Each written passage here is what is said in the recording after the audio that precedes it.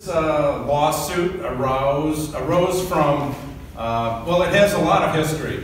And a few months ago we were talking about how absurd it is that Michigan both has marijuana as a Schedule I controlled substance, which theoretically has no medical use, and also we're licensing facilities to sell marijuana as medicine.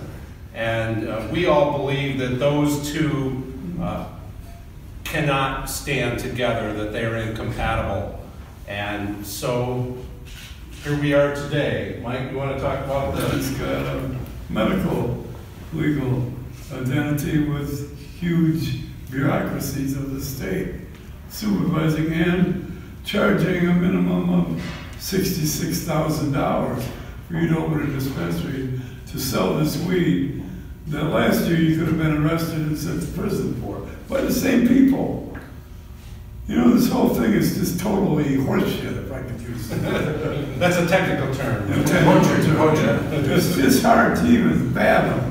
And you know, for 80 years they've been locking people up and taking their possessions and harassing and terrorizing us as citizens because we like to smoke weed. So I'm proud to be part of this effort.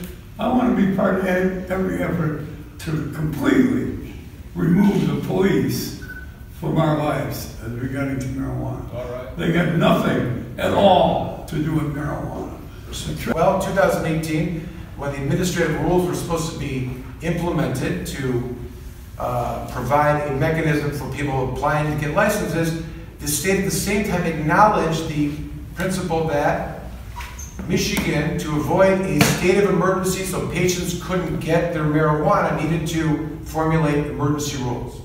So, first of all, when the legislature passed this law, they acknowledged that the state would be in an emergency if people didn't get marijuana. That is not how you talk about a controlled substance.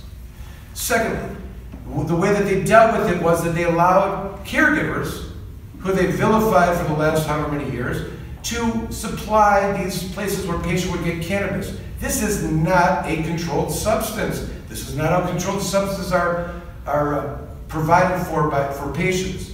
And as the year went on and they tried to move to their regulated system that's been created, which wasn't working, they had more caregivers, extended the rules, and identified the names of caregivers this last go around that this method of people growing in their basement are going to provide, or wherever are going to provide to be the source for patients. And that's the state of affairs right now in Michigan. This is not a controlled substance.